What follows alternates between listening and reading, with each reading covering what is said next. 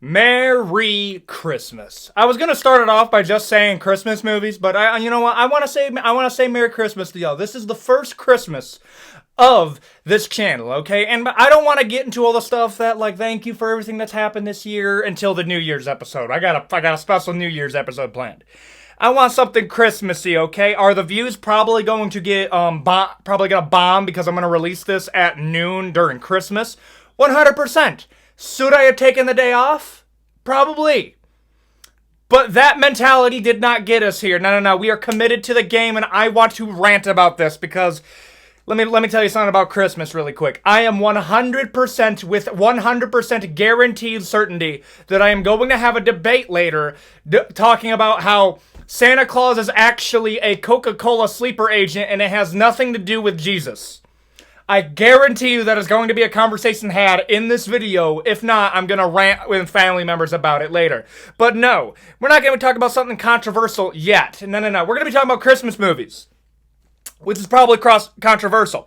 I think the vast majority of Christmas movies are mid. You have everything from the pound-for-pound classic themselves, Elf, and The Grinch Stole Christmas, to Red One. $250 million, by the way, and we're going to talk about it in this video because I think Christmas movies are very, very interesting because I think Christmas as a holiday is a very, very interesting holiday for reasons that you're probably going to find out in this video. This was either going to be a Christmas movie tier list or a Christmas lore video, and I didn't have enough time to edit, so we're doing movies. Okay, if you want to support the channel, please consider like, comment, and subscribe. We're trying to get to 100,000 subscribers by the release of GTA 6 or my birthday. It's in July of next year. That'd be pretty dope, too.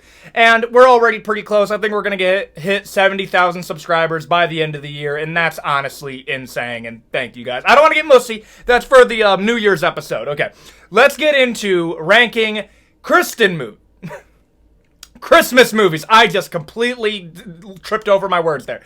Let's rank Christmas movies. Elf. Okay, let me tell you something about Elf. Okay, I think Elf is pound for pound one of the greatest Christmas movies to ever be made. There's something about it. I dare say this is one of the greatest movies that Will Ferrell has ever been a part of, unironically. I like Will Ferrell. Will Ferrell is one of my favorite funny actors. I'm going to say comedic actors because his stand-up's pretty mid. I'll just say that right now. But Elf is legitimately amazing, okay? Buddy the Elf and these little, like, midget people, can I say that? Smaller people, the elves, love it. I love this movie. I love this movie, okay? Everything, the soundtrack is good. Will Ferrell makes this movie well. There was an animated version of the Elf movie that released, like, I don't even know, I'm old, probably like 6 years ago, and that was so bad that I legitimately erased it from my memory. But it came back for this video, like Winter Soldier in the Hydra Protocol. But when I'm talking about Elf, I mean, here's the thing. You have to put it in great. Am I going to say it's a classic? No, because it's not up there with Rudolph the Red-Nosed Reindeer, which was made before civil rights, by the way, and Frosty the Snowman, which was probably made right after civil rights. Like, we're talking post-MLK death. That's when that movie was made, so different world back then. Okay, Elf has to be a great movie. It's a phenomenal movie. I'm going to turn this on, turn my brain off, and enjoy it while having some cookies and milk, waiting for Christmas to hit me with its magical energy. Okay, great movie. How the Grinch Stole Christmas. Man, bro, I ain't ever gonna beat the Mike Tyson allegations already. Nah, Jim Carrey's movie. Unironically, the funniest part about this movie is the fact that Jim Carrey says that this is the worst movie he's ever been a part of because he described the makeup process for becoming the Grinch as the closest thing to hell on earth. No joke, Jim Carrey was actually considering retirement after this movie because of how bad his experience was on set. And let me just say something right now. Kind of overrated. I'm gonna hurt a lot of people's feelings on this one. I think this movie is borderline overrated. You watch it, I don't know what it is. I don't know. I don't know if it's the fact that this movie is fucking carried by Jim Carrey to the point that this is green Jim Carrey and a dog. And, like, what's that one chick with the weird hair? The Who. It's like they're Who's. Also, there's, like, a weird love plot where it's, like, you can be really suggestive with movies back in the day, okay? Like, you watch this, like, there's a few scenes where you're kind of like, whoo, whoo, whoo. Like, that's the point I'm trying to make. Like, there's a few scenes in this movie I could tell y'all were making this for like a single father audience. Like, you know what I'm saying? You know what I'm saying? And that's how I feel about this movie. Like, it's good. I think it's overrated, I dare say. Is it gonna go in as a classic? I think it narrowly misses the classic one, and I'll explain classics when we put something in there. But I'm gonna put this in good. I think it's a good movie, but if you watch it back, it's Jim Carrey doing Jim Carrey things. Like, if you rank this movie as a great movie, it's because you are a huge fan of Jim Carrey. I am too. But at the same time, like, he's not going to carry the full Christmas movie. However, we're going to talk about superstars and movies in a second when we get the red one. Oh my gosh, that's going to be a legendary rant when we get there. Polar Express. This movie actually scared me when it came to, like, the one puppet scene where, like, the kid's walking through and, like, the ghost of him in the future. Okay, here's another thing. What is with Christmas movies getting really, really dark? Like this is not the worst offender. It's not. But. It's weird how every once in a while a Christmas movie will come out and it just all of a sudden hits you with the sledgehammer of like borderline Lovecraftian horror. Okay, and we'll get there in a second. But Polar Express has a few things where I'm like, who's the ghost? Who's that guy? Why is there just a ghost right now? What's the train? What? Like, no joke. You can make Polar Express into a horror movie with a few editing tricks, and it probably would still be a great movie. I really like the Polar Express. I dare say this is as close to a classic movie you can get without it actually being a classic. I think it's a great, phenomenal movie. I love the Polar Express. Also, the hot cocoa in this movie looks unreasonably good. To every time that I watch this movie, I just get this uncontrollable urge to have some hot cocoa. So, yeah, I gotta put it in great. I think it's a great movie. Home Alone. Home Alone's amazing, dude. To the guy who wants me to rank Home Alone traps, I'm sorry. I'm not gonna do it. I'm sorry. Maybe one day we're gonna cover real life Home Alone traps and how effective they are. But not this Christmas. Mi hermano. I like Home Alone. No. Home Alone as a franchise is a really weird franchise because the first movie was a Christmas movie. So they had to make the second movie a Christmas movie. And then the third, fourth, fifth, and sixth. Yeah, there's 6 of these things. There's 6 Home Alone movies just throughout the universe. And you only know 2 of them because Macaulay Culkin single-handedly held this franchise on his shoulders.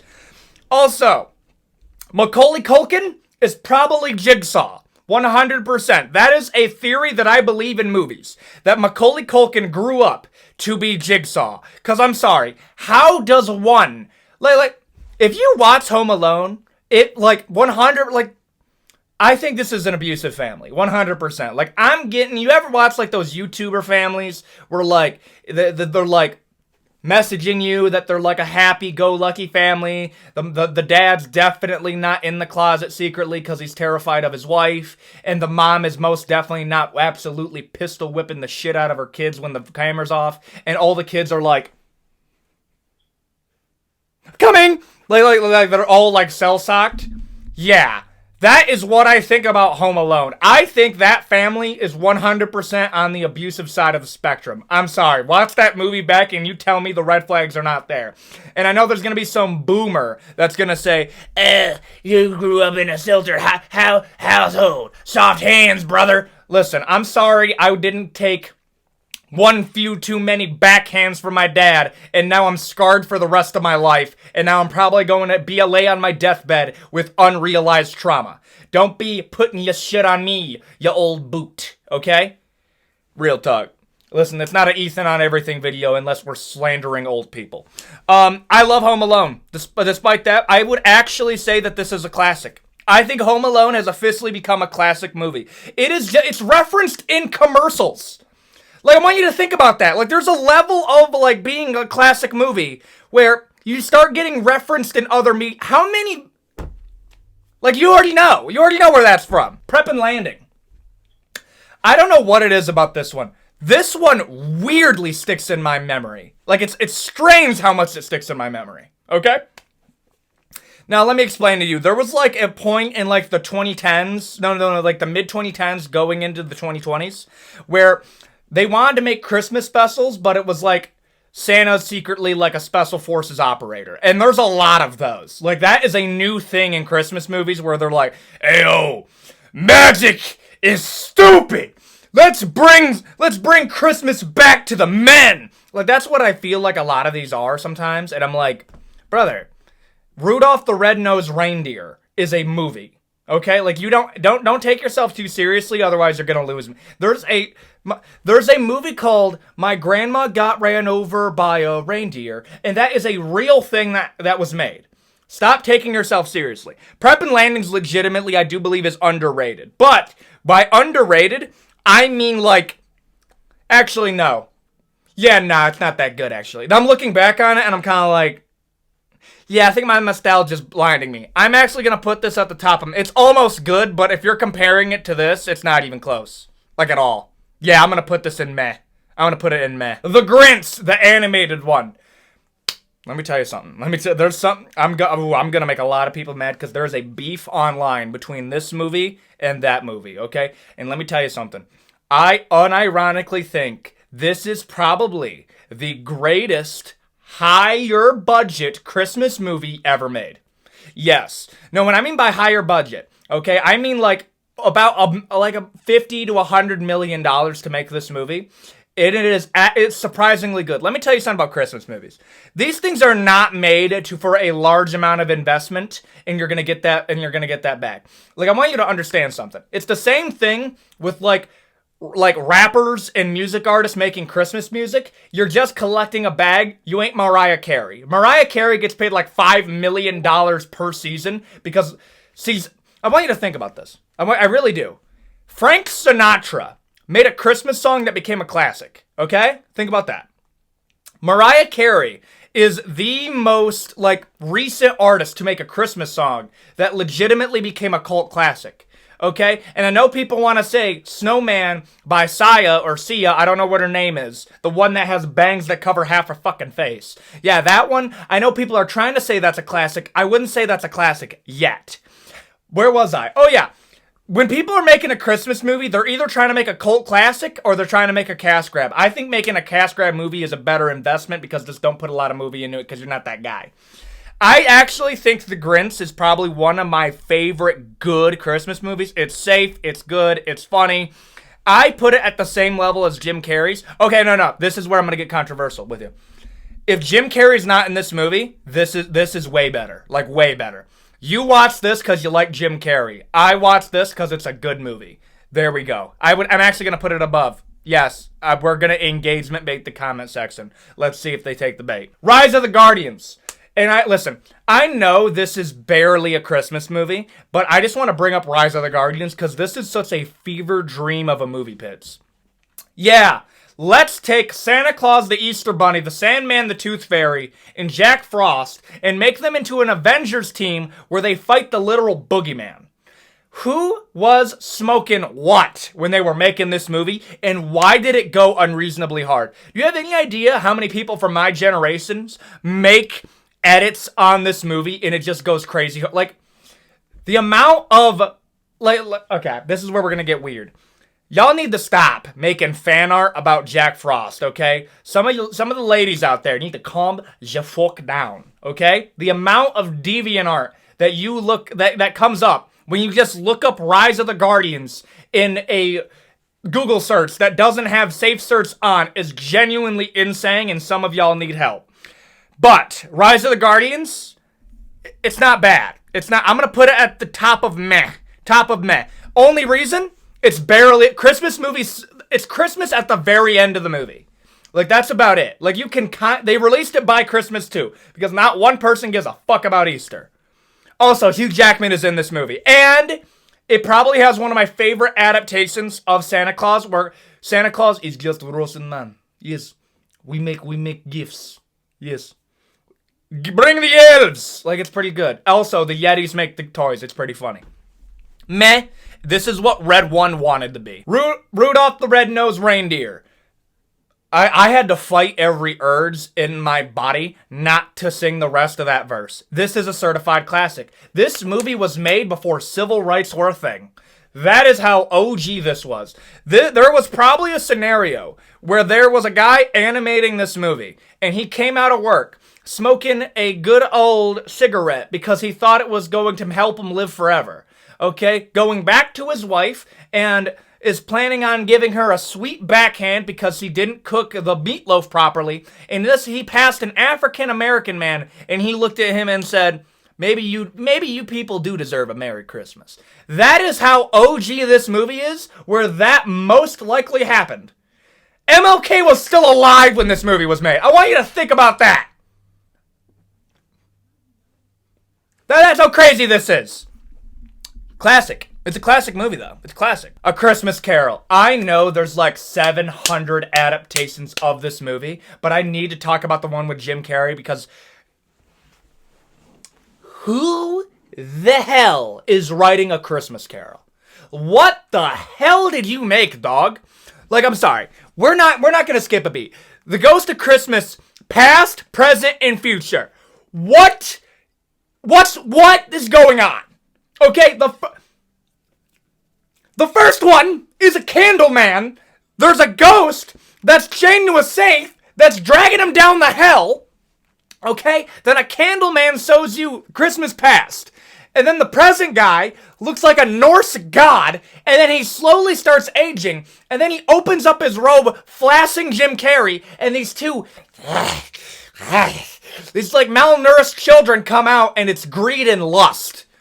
What am I watching? Oh, and the Ghost of Christmas Future is literally just the Grim Reaper. It's the like, what? What is the lore of this universe? Where the Grim Reaper on his holiday is like, you will die, and this little child will die because of you. Lay in your grave. No one will mourn you. What am I watching? Okay, this movie unironically has scarred me for my entire life, okay? Like, I will think about this movie because this movie will come to a group of children and automatically break their brain and like, oh yeah, bro, you're gonna die alone. You're gonna die alone someday, dog. All your loved ones, yeah, they're probably gonna be dead too. Merry Christmas. What? I'm gonna put this in good though. I think it's a good movie, but bottom of good. Bottom of good because what the fuck am I watching, dude? Krampus. I actually have a guilty pleasure in Krampus because I think this movie is so funny.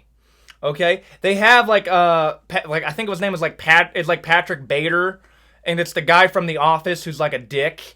But he's so funny in this movie because he's just bringing out zingers. Also, there's Ben from Parks and Recreation that's also in this movie. And again, has bangers. And Krampus is like evil Santa Claus, basically. But he's like the devil. And there's such like absurd elements that like will fuck with you in the head. And I like this movie. I really do. Am I going to say it's great? No. It's slop, but it's good slop. I'm going to put this at the bottom of good. Bottom of good. I almost regret putting it on here because it kind of F's up how I look at things, but don't worry, we're going to get there. Frosty the Snowman. Okay, if you say the title of a Christmas movie and you have to stop yourself from singing the rest of the song, Frosty the Snowman... like, I'm sorry, like, my brain automatically went there. It's a classic. Now, this was made, I believe, after the death of MLK, and you can kind of tell because they had to try to be a bit more positive because they were also like, yo, something bad might really, really happen. Like, this is also when they thought they were just going to get nuked at any point. So, I feel like people were more positive back then because they actually thought the world was going to end at any given time. Now... where am I going with this? I'm going to put it in classic. It's a classic one. No one's going to deny that. Red 1. Okay, y'all wanted the rant on this one, so I'm going to give it to you. This is... this movie confuses me in so many levels because how did you think this was a good idea? Why did you think this was a good idea? And how the fuck did you spend $250 million, but yet it looked like... this movie... looks like it's $250 million, but at the same time looks extremely cheap. And I think I know why. Dwayne "The Rock" Johnson and Chris Evans are in this movie.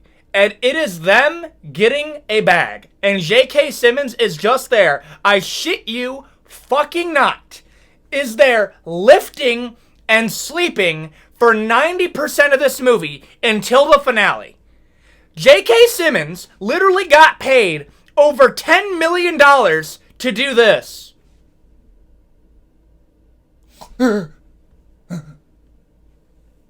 That's his whole performance. Oh, and The Rock plays The Rock again. But it's The Rock that can shrink himself. But they don't understand how shrinking works. And yes, I am actually going to bring it up because they kind of say the rules of how shrinking works, but then they fuck it up immediately. I'm sorry. So if I shrink The Rock, he weighs the same and he hits the same, okay? That makes sense. If you actually shrink something, that's how it's going to work because the amount of mass that you're made of doesn't actually shrink. It's the space within your atoms that get dense down. Yes, you are actually 90% of your entire body mass is free space, okay? So you could shrink that technically. So that made sense when you shrink The Rock. The Rock, unironically, has a full Corvette in his pocket that he can throw at the ground and grow again. So does that mean the Corvette weighs the same and he's just walking around with a Corvette and a snowmobile in his pockets? And the plot and that none of that fucking matters? And the reason that does bother me is they go with that logic, but they don't actually Ant-Man did it too. I'm sorry. Ant-Man fucked up shrinking because they didn't understand how shrinking worked. They just didn't. They don't understand how it works, and it bothers me legitimately.